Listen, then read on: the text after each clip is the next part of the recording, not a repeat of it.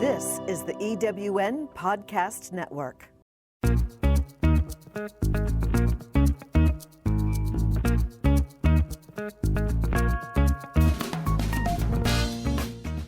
Welcome to Late Boomers, our podcast guide to creating your third act with style, power, and impact. Hi, I'm Kathy Worthington. And I'm Mary Elkins. Join us as we bring you conversations with successful entrepreneurs, entertainers, and people with vision who are making a difference in the world. Everyone has a story, and we'll take you along for the ride on each interview, recounting the journey our guests have taken to get where they are, inspiring you to create your own path to success. Let's get started.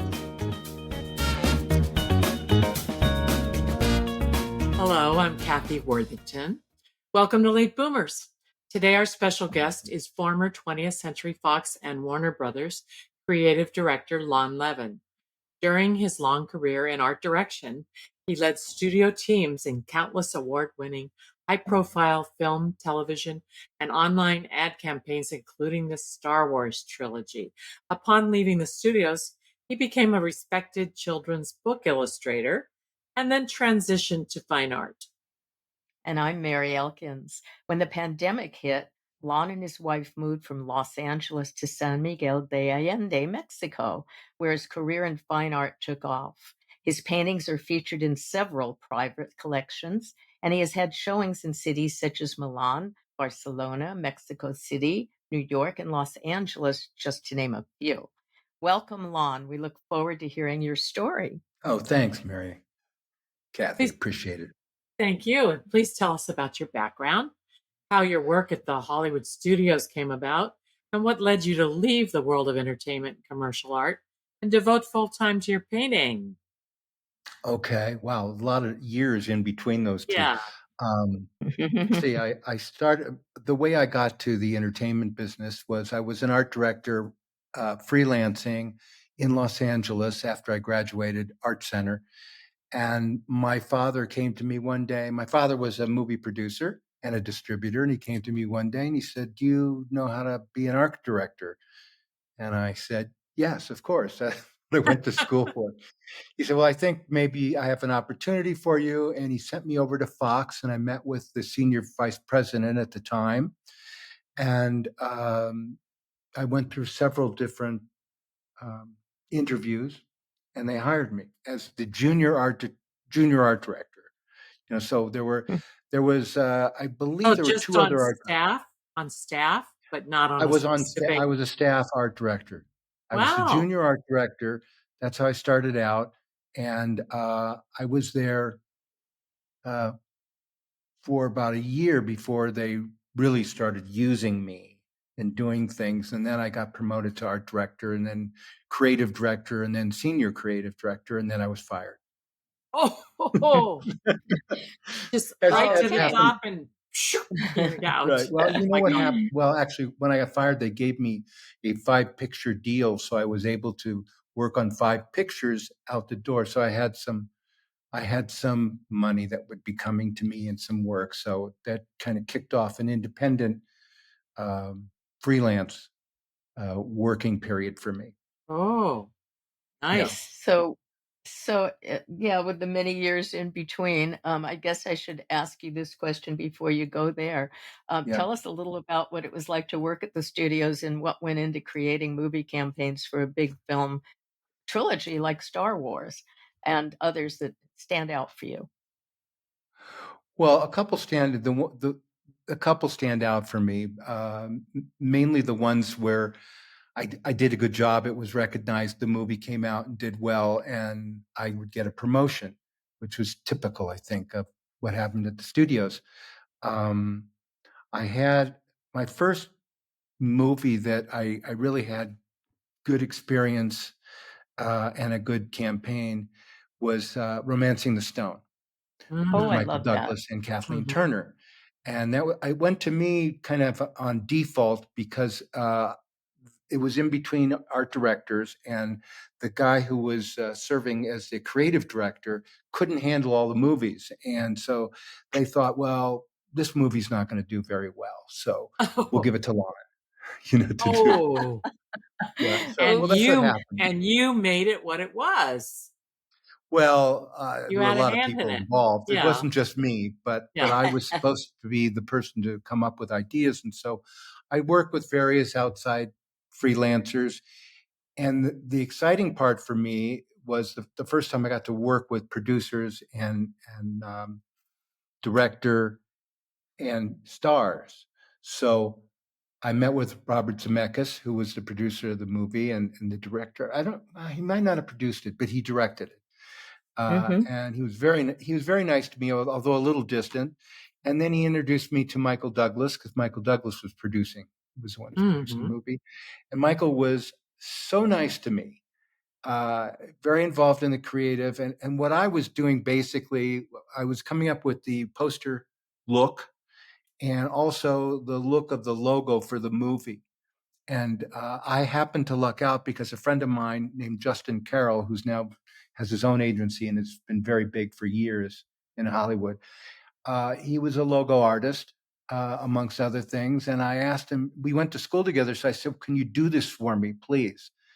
Come up with a logo for Romancing the Stone, which he did. They loved it. And that kind of kicked off a good relationship with Zemeckis and Douglas. For me, I worked also on the opening title sequence with a woman named Nina Saxon, who has done a lot of that type of stuff. So I got to get really involved in the movie, and because of what happened with it when it came out, I think it made close to $100 million, which at that point in 1984, maybe, Was right, a lot of money. was a lot of money. Yeah. So they called me in. They said, well, you did a great job. We're promoting you. And now you'll get your own movies to work on. And you're no longer the junior art director. You're the art director. I said, oh, great. Okay. So they gave me some other movies to work on. Johnny Dangerously, Cocoon, Jewel of the Oh. Nile, which was the follow up to Romancing the Stone. So those were Mhm. some of the pictures that I worked on. And I'll tell you once the best experience I had with anybody designing a poster for them was with Paul McCartney. Um, Oh, Oh.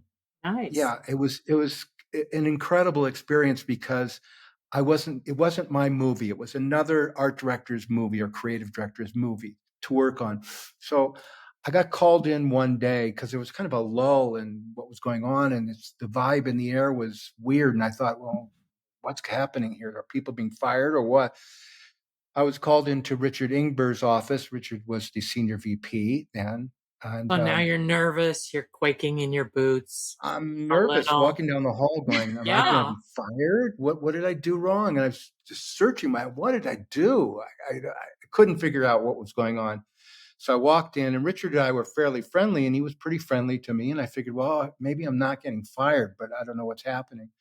So he said, look, I want you to work on a film. And I said, okay, fine. He said, but you can't tell anybody you're working on it. And I said, well, what film is this? And he said, it's called Give My Regards to Broad Street. And it's a movie that Paul McCartney did. And he's going to be here in a day. And we need to do a full presentation for him. And you're in charge. Oh, that's scary. And I said Ah, to him, love well, it. I won't mention the fellow's name. It's so-and-so's film. Why are you putting me? He says, because we don't want him to be involved with McCartney. We don't want him to meet McCartney. I said, what, I'm going to be meeting him? He says, yes, you have to present to McCartney.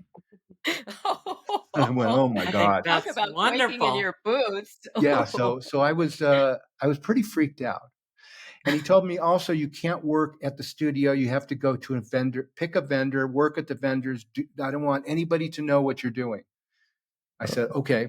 So I worked with a company called Garamella, Broyles Garamella, Kathy Broyles company, and Chip Garamella. That's right. And I had used him on a couple different campaigns. And so they let me work there. And we worked straight through the night and came up with a full presentation in one day for Mhm. McCartney. And those were the days before computer. There wasn't much Oh, computer Yeah, activity. So sure. we were pasting and rubbing down type and oh my God, it was incredible. So we ended up finishing in the morning, and I came into work, and I went to Richard's office. I had a big portfolio. No one knew what it was. I opened up, I showed him, and he was really happy about it. He says, okay, this is great. We're going to go see McCartney in a little bit. I said, oh, okay, where is he? And he's in Beverly Hills staying at some house. Okay. Mhm. So we're getting ready. We get in the car. For some reason, he had a rented car. And we're driving along, and in those days I dressed not like this. It was in, a white shirt and a tie and, that type of thing. We're driving up Whittier Boulevard in Beverly Hills to where McCartney is. And all of a sudden and this never happens to me. And I don't remember another time it happened to me. I had a spontaneous nosebleed. So my Oh, nose is no. bleeding and it's going down the side of my face. And I went, oh my And God, your Richard, white I shirt. need a Kleenex. And he goes, this is a rented car. I don't have anything here. And the only thing I looked in the glove compartment. The only thing there was a registration. And I said, Uh-oh. should I use this? And he goes, no, you can't use that. So I had to wipe it on my shirt. And since I had a sport jacket on, I just pulled it up. I wiped on my shirt, pulled the sport jacket down. And I was hoping that it would stop before I met McCartney. And it was just very Yikes. weird. I don't know. Maybe it was nerves. I have no idea. That is so So I strange. ended up, yeah. So we ended up getting there. There were Secret Service type people all around, guards and stuff. And we walk up to the front door and knock on the front door. And Linda opened the door, and she had one of her kids in her arms. And she says, oh, you're here. She had kind of a weird accent. It was not quite English, but it wasn't Because she's American American. either. Yeah, she's American, but I think she lived in England so Yeah, long, she had yeah. a weird accent. And she said, well, you're here to show Paul some work. And I said, yes. So she said, okay, he's here. And Paul, and she walked off, and some other kids were running around. And there was a producer there, I guess the producer of McCartney's movie. And so Richard started talking to him, and I was just standing there going, okay, now what do I do? And I hear this voice going, hello. And I look down the hallway, and there is Paul, and he was taller than I thought he would be. 5'11". I'm a Beatles fan, so I know what Yeah. it's like. Oh, Yeah, I'm a big Beatles fan. 5'11". Yeah, Yeah, about 5'11". Right. yeah, That's about he right. is. So he started walking towards me. He says, oh, how are you doing? I said, I'm fine. He says, oh, you come here to show me something? And I said, yeah. So I started putting all the stuff down, and he was pointing. Oh, I fancy that one. That one's very nice, isn't it? And oh, you use Linda's picture here. That's very nice too. I like that one. What do you think? And I was like, whatever you think is fine by me. So he was very nice. We talked for about 20 minutes. He was very nice. He chose one that he really liked. And then we left. And when we're driving away, Richard said, I think you're going to get a promotion out of this. And I went, really? He said, yeah, they really liked what you did. I said, okay. I used Linda's picture. Oh, well, It's there not you like I go. Very created smart something out of man. nothing. So that went very well, but that wasn't the end of the story. I'm going home. I'm trying to explain this to my then wife, not my wife now, my first wife. I'm trying to explain to her what happened, and she's going, "Oh yeah." She didn't really believe what I was telling her. She thought I was exaggerating. So I Oh, go into work the next day, and my office is full of presents and jackets and T-shirts and all kinds of stuff from Paul. And Oh, and it said, please join me tonight at the bistro, whoa. for a private oh, party. So I was sitting here going through this stuff in my office, and the other art director or creative director who was supposed to be in charge of that film walked in my office. He goes, "What's all this?" good. I said, I well, you was going better to talk ask to you, how do you keep it a secret with all the yeah. He said, you bling and the better talk to merch? Richard about this. And he goes, Oh man. why do you have things here from McCartney? I said, I can't talk about it. So he runs down the hall and he's yelling and screaming, Oh, no. and he was an obnoxious guy anyway. And so I thought it was kind of funny. And he went into Richard Ingber's office and started yelling at Richard. And if you know Richard, he is not someone to yell at. And there proceeded to be a huge fight, yelling and screaming and all this. And the windup was that art director left at the end of the week, and that was the last we heard of him. Ooh. So he had been fired. And because he has been fired, I took his place because they didn't want to hire anyone else, I guess. Well, So I went to the bistro that night with my wife, and we get into the bistro, and Paul came in, and there were crowd of people around him, not only press, but other actors, and mucky mucks were all there. And so I was like farther away, but I was taller than most of the people who were crowding around him. And at one point he caught my eye and he looked at me and he goes, there he is, like that, which was really weird. And people were looking at me. They didn't know why he was pointing, but I thought it was kind of cool. And my wife looked at me and goes, holy shit. Can't believe it. I So love that's my that. McCartney thing. I want to Yeah, I want to get back to my first question a tiny bit. Yeah, I'm sorry I rambled on here, but Yeah, no, it's a good No. story. I every love that second of story. it. You can talk to me about Beatles all day. But Yeah. what led you to leave the world of entertainment and the studio to Well, devote full time? I kept going from, as I changed jobs, I would go from feature films. Feature films is like the crown jewel if you're working in feature films as an art director or creative director. I ended up freelancing a lot, and then I got hired full time at an ad agency, and they were working on television mostly. So I started working in television for Paramount, for Warner Brothers, for Fox TV. And so those were the kind of campaigns I worked on. I very rarely got to do any more theatrical films after that experience at Fox. I was doing mainly TV and then home entertainment and then online stuff. I just kept, I was interested in all these different things. I didn't want to be pigeonholed. And I saw that if I'm only doing work for feature films, then that's all anybody's going to think of me for. And it would lessen my ability to make more money. And at some point, were you able to do your own art, like present something? This is where you did the art. When did that start? When I did, well, I was at Warner Brothers in 2006, the end of 2005. And I had one more year to go to make, I guess, my pension. I would get a quarter pension if I stayed 5 years. And I was almost at 5 years. And I was planning on leaving. And one thing that I wanted to do, because I was trained as an illustrator originally, I wanted to illustrate children's books. Because I thought that my background, since I'd worked on a lot of children's TV programming and had art directed some books, I thought maybe this is a good thing for me to do. And I could illustrate that type of artwork. So I was planning on leaving with my pension and then start to go into children's book area. I knew nothing really about the children's book area. I only knew that I thought my art kind of translated well to children's books. And how many did you end up doing?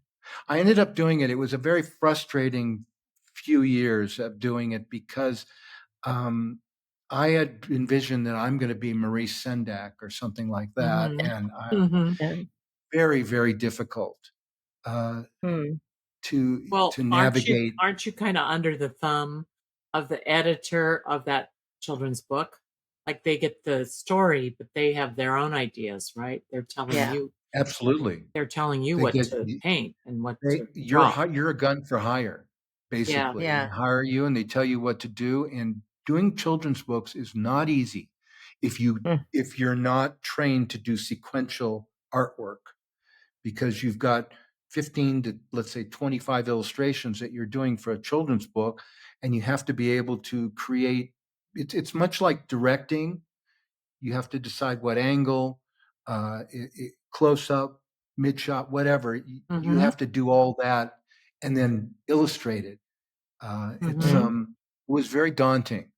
And what happened to me though was I made a decision because I wasn't getting work at first. I thought, well, I can illustrate in a number of different styles. I'll just do, when someone gives me work, I'll tell them the style that they want. And that kind of pigeonholed me to be like a mimic for other Mm, people, which got to be very Oh, frustrating. So the yeah. one yeah. big chance I had on a series called Monster Boy, which was a 12-part series, they agreed to give me 3 to do and to design the characters. And if they liked it, they'd give me the whole series. So I did the first 3. Maybe I did the first one, and the art director came back to me and said, he gave me examples of other illustrators that he liked. Can Oh, you do it more like this? oh, More awful. like this? And I said, well, why aren't you using him? Why are you using me? Well, that's not, I don't do that. And he said, well, he's not available. So if you can do that, you can keep work. So that's what I did. I figured, okay, well, I need the work. So I agreed and I did it. And then they gave me the other 9 and they wanted me to keep doing it in the same style. And Hmm. that became the style that people hired me, and I couldn't stand it. It was Oh, driving me out of my mind to keep doing I this can stuff that I really imagine. didn't want to do. So I had a health issue that came up in 2009, which kept me out of work for like 6 months or so. And so I thought about it long and hard, and I thought, I don't want to do this anymore. I don't want to be pigeonholed, and I'll just do my own artwork, whatever that ends up being. Oh, In the and meantime, to make money, since I had a facility to be able to work online and design websites and logos and that type of thing, that's what I did. And hmm. that's what I was known for in that little And you era were of time. early into that field, probably pretty early I into the consider website. myself to be one of the first digital illustrators in Los Angeles, Oh, because yeah. really? I only knew of one other person. I happened to luck out. This is another great story, I think. Okay. About I think it's about 1985 or 6. I was having problems at where I was working and frustrated. And one day I had to go pick up my son at a friend of his house. My son was like 9 or 10 years old. And the friend happened to have been a guy named Willie Nash, who I had never met before. So I went to pick my son up, and they let me in. And it turned out that the father was Graham Nash. Oh, Oh, yeah. So I met him, and he was very nice. And he said, why don't you come back in the studio? He said, I know you're an art director. Maybe you take a look at what I'm doing. I said, okay.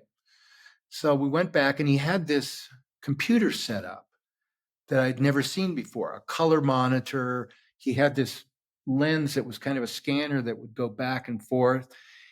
I'd never seen anything like it. It freaked me out, because at that time, the only thing that you saw were those computers with the green screen and type. No yeah. images, no nothing. Hmm. So I said, well, where did you get this? And he goes, well, I'm friends with Apple. They gave me this to work on, to try it out. So I'm working on an album cover and stuff like that. And I looked at it, and I literally felt like a caveman who just discovered fire. And I said, where can I Whoa. get one of these?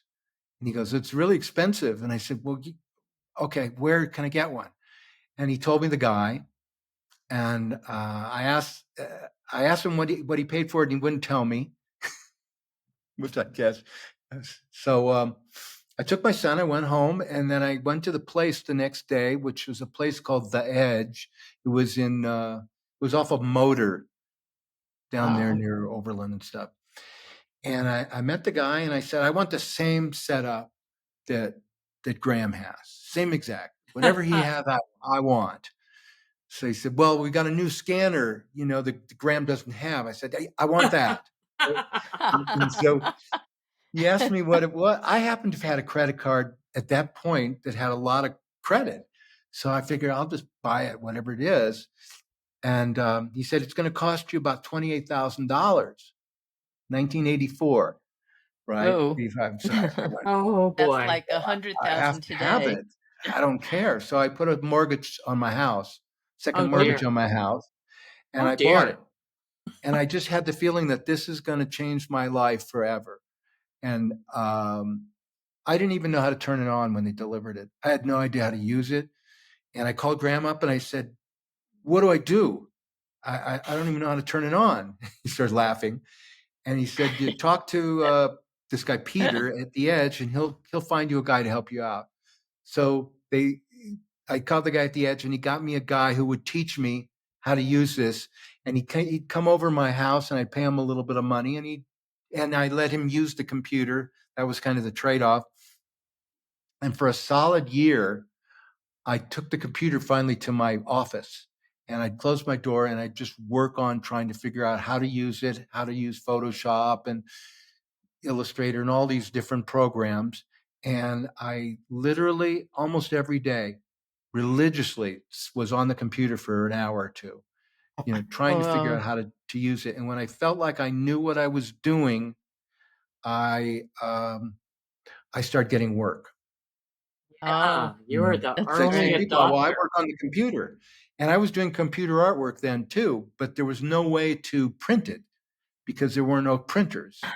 Mhm. Oh, So I could print it black and white laser or dot matrix, but it wasn't like artwork. So I kept thinking, well, wouldn't it be great if you could just print color out of your computer, you know? Mm.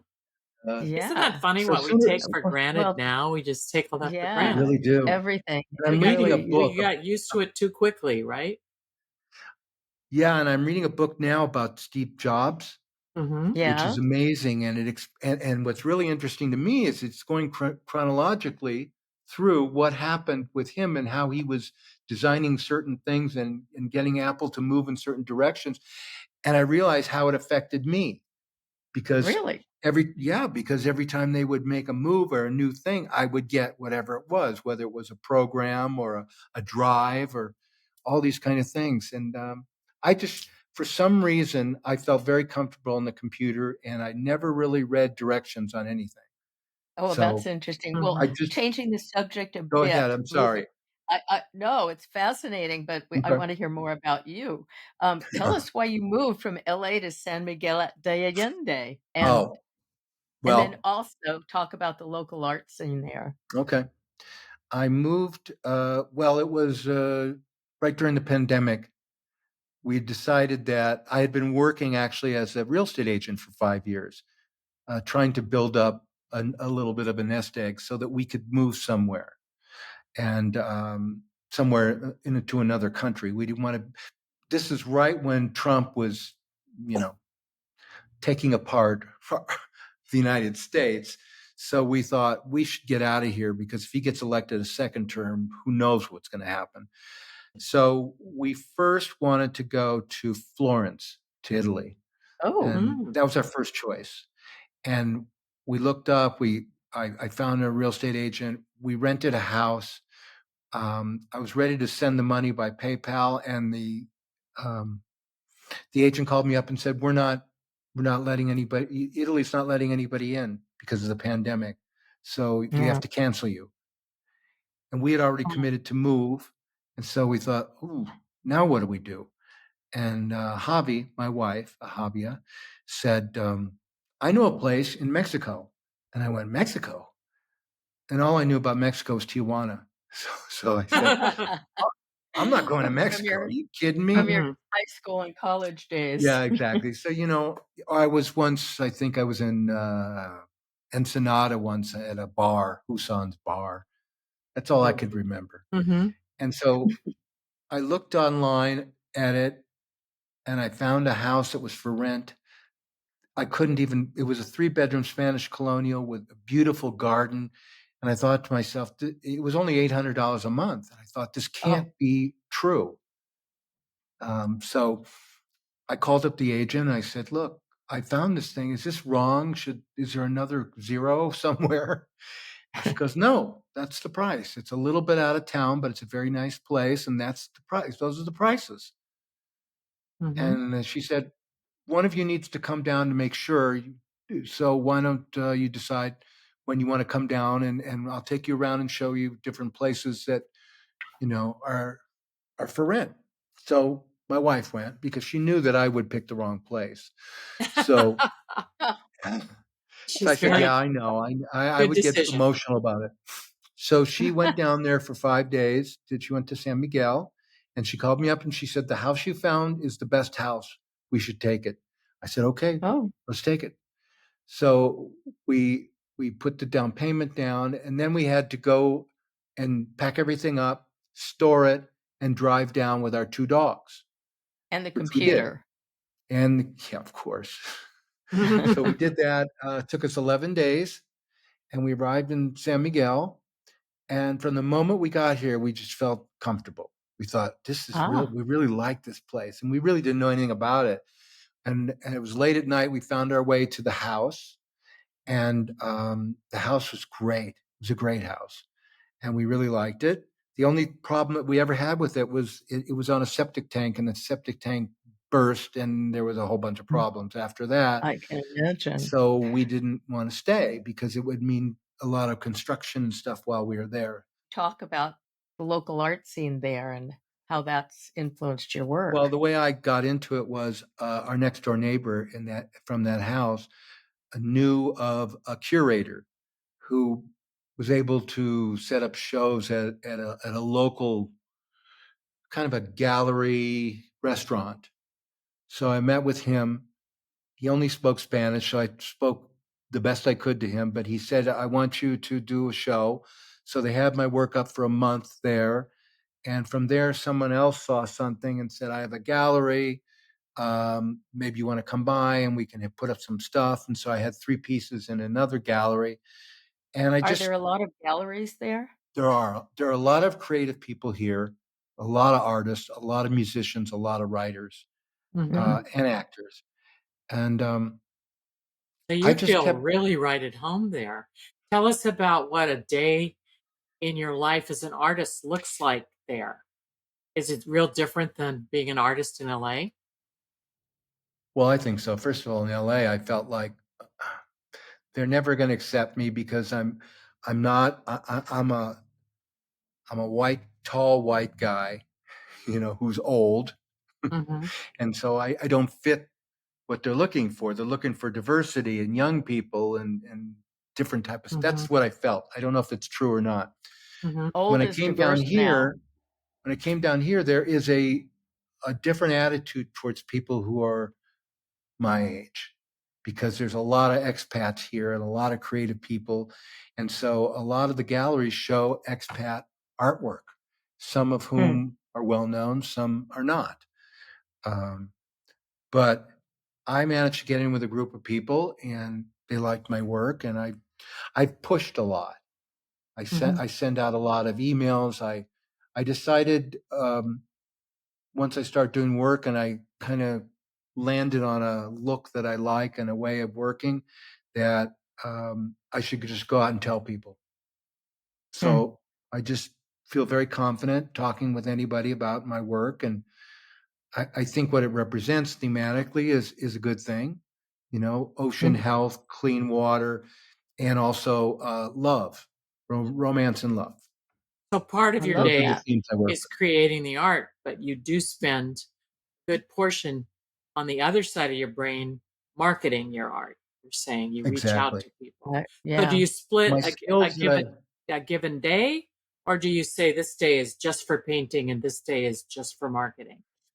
We Good always ask question. I authors that. try I try to paint every day a little bit, even if it's just for an hour, 2 hours. Uh, Sometimes what I'm working on is on the computer, so I'll spend the time on the computer. Um, Other times it's drawing out on the canvas and or priming a canvas or stretching it. There are different things, but typically I wake up in the morning, I watch a little bit of news with coffee. Then I get on the computer, I see, if anybody's contacted me or if anything new is happening. And I'm hooked up with a bunch of different periodicals or magazines that have to do with art, what's happening in the art world, because I don't want to get too immersed in it, but at least I want to know what's going on in places like New York and LA and Houston and Miami, Mhm. and the different shows that are going on and whose artwork is appealing to who and all that. That way I get kind of a sense of what's going on. I also belong to this group called Praxis, Praxis, which is a group headed up by a guy named Brainard Carey, who's an artist as well. But he has a lot of contacts, whether they're curators, artist agents, galleries, the Whitney, the MoCA, anywhere where they give us the contacts so I can email people. And most of the time, no one responds, but sometimes I get a curator or a gallery owner who will respond. And sometimes it's ended up with me sending a piece of artwork or showing something. The work that I did, which was shown in Milan and Barcelona, was digital. So it was easier for me to send something over Mhm. the internet. And those people, I think it's called It's Liquid Gallery. And they've been very kind to me, and they've shown my work. And so my experience in the entertainment business and all the marketing and advertising that I've done, it really helps me to be able to focus on how to get information out about me and my work and what it means. And another thing that helps me a lot is something, either Chat GPT Mhm. or Theo Bot. And Theo Bot is an AI app where you can you bring up your artwork. You bring your artwork into the program. It scans the artwork and somehow electronically knows what is in the artwork, and it gives you a critique of the artwork and an explanation of what it is, which Wow. sometimes it's a marvel, because I get it Mhm. back and I go, you know what? That makes Wow. sense. I never So would have thought of that. AI is very helpful to you. Yeah, very. So talk more about how you integrate it, and does it present a lot of challenges as well? The challenge with AI for me is the prompting, what you input, because words are definitely important when it comes to using AI. So whether a word comes before something or after something, it can change the meaning and the look of the artwork. So it takes a while to kind of figure out how to write up a prompt that will create an image that you can use, at least for Mhm. me. That's So, so weird to me. You're inputting words and you're getting images. Yeah, I yes, thought of that too. images or That video, just that's Or so video. or amazing. videos as well. Yeah, Wow. Wow. yeah. And TheoBot does that, but Now ChatGPT does. Theobot is like a critic and a curator at the same time. So a lot of the times when I'm putting my artwork in different competitions or residencies or whatever, they want a statement of your artistic views. They want a statement about the thematic art that you're working on, and then uh, an individual explanation of what this artwork is, why I did it, what it is, and AI really helps to get that information focused Wow. for me. Wow. That's So it It's fascinating. allows me amazing. to move quicker, do things faster, evolve faster than I might have if I was just doing everything the way we used to do it. Yeah. And you're miles ahead of other artists who haven't mastered any of this. I'm not Um, sure, I've had I've posted, I usually once a week, I post on LinkedIn and Facebook my feelings about AI and different parts of AI and what's going on. And I have mhm. gotten some very angry responses from Oh, illustrators mainly, because they say, well, Mhm. this is taking our job away. Yeah. And mhm. my answer is, grow up. This is what's happening. Well, You're not going to stop it. also, can you tell us about some projects where you successfully blended AI and traditional methods? And Mhm. what do gallery owners and the people who have bought your art say about it? Well, first of all, most of the time, no one asked me. Well, Ah, if you look like right behind me, this piece that I worked on, this started out as a prompt. And the way What was the prompt? And describe the painting a little bit. well, the prompt, I have to get my AI assistant will help me. The prompt for this, I really like the way Matisse and Chagall came up with images, although there's certain parts of what they do that I don't like because it looks Ah. uh, too wimpy for me. So, so we in won't my tell them you said that. yeah, Yeah. exactly. And also Picasso. Picasso is a really strong influence on me, but I don't not the later Picassos, the earlier Picasso stuff, and Like the the blue like period yeah, and his those when he hasn't gone quite all the way. So what I do in my prompting is going, please create an image of a woman dancing or holding a this or that, and do it in the style of Matisse, Chagall, and Picasso combined. Use a lot of red and blue, and that is kind of the way I go about it. And I usually do it on my phone because the apps are on the phone. So I do it on the really? phone, and if something doesn't come out right, they usually give you 1 to 4 examples. So you look at them, and if you like it, you use it. But generally, it takes many more prompts to get something that comes close to what you're looking for, Right, at least for right. me. And that will cause me to alter the prompt. Oh, that color isn't working, or I need something in orange, or whatever it is. I keep writing it in until I get the right looks. And once I have that, then the process is take that image and bring it into my computer. Sometimes it'll be I'll do a piece of artwork which is a combination of 2 or 3 different pieces that I generated, but I thought this face will work better here, or this body, and so I kind of work them out together and re-illustrate over it. Once I Ah, have So that on the computer, mhm. I then transfer it to Canvas, and I have to make the choice: how large am I going to make the piece? I used to work a little smaller, like 24 by 30 inches. And how big are the paintings in back of you? This painting is 4 feet by 4 feet. Ah, big. and just describe them a little bit, This for is our this audience. one is called The Giving Heart.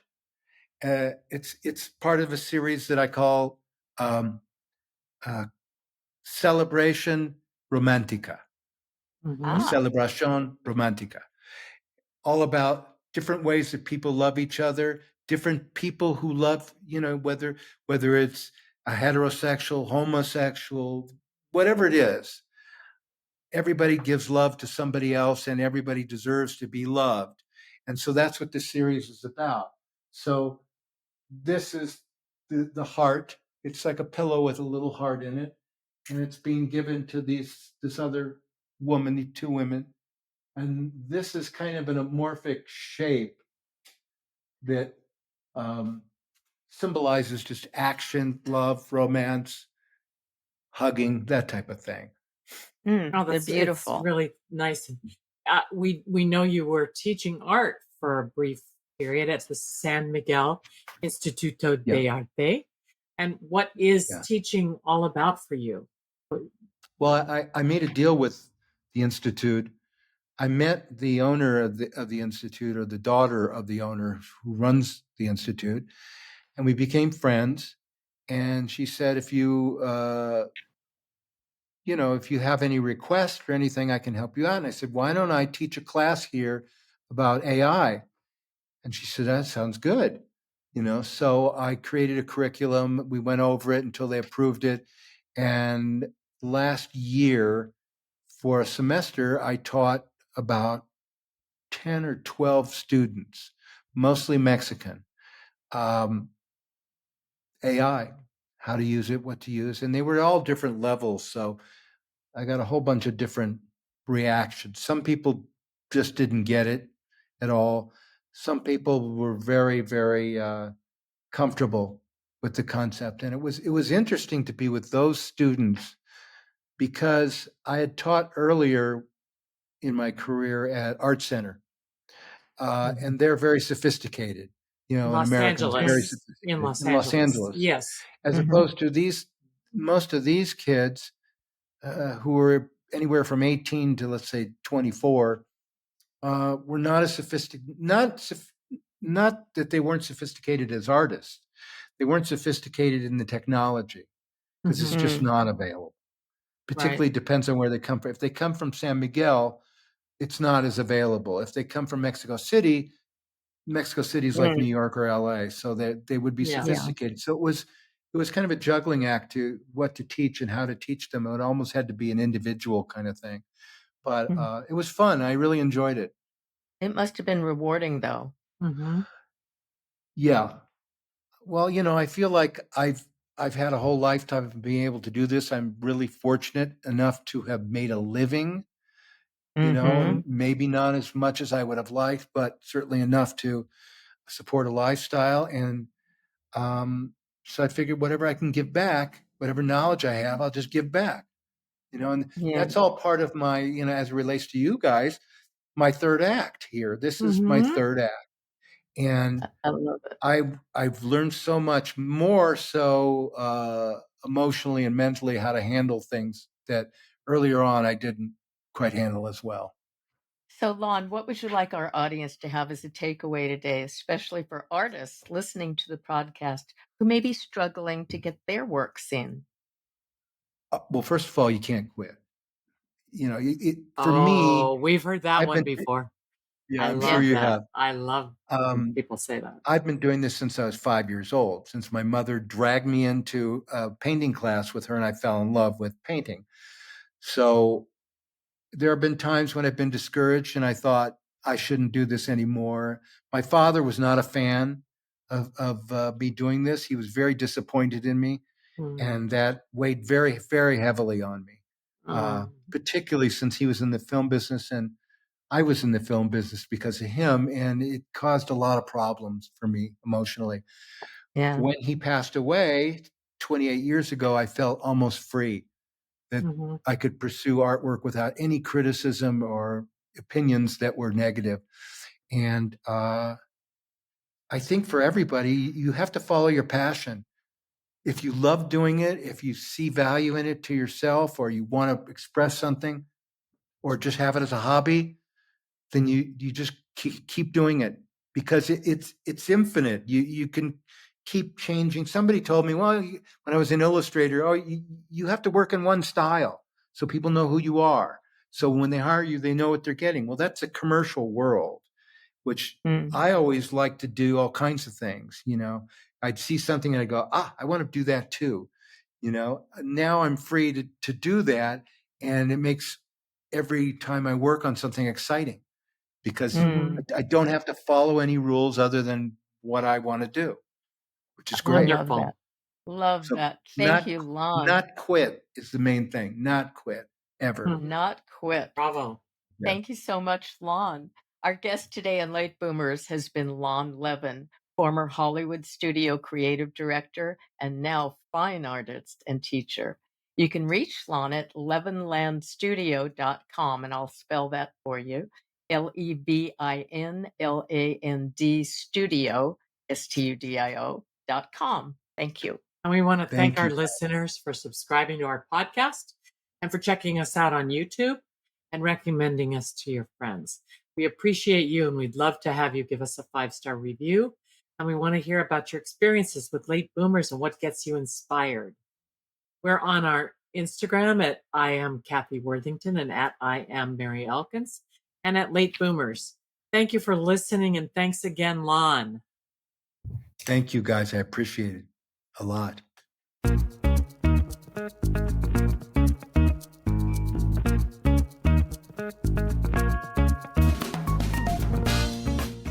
Thank you for joining us on Late Boomers, the podcast that is your guide to creating a third act with style, power, and impact. Please visit our website and get in touch with us at lateboomers.biz. If If you would like to listen to or download other episodes of Late Boomers, go to ewnpodcastnetwork.com. This podcast is also available on Spotify, Apple Podcast, and most other major podcast sites. We hope you make use of the wisdom you've gained here and that you enjoy a successful third act with your own style, power, and impact.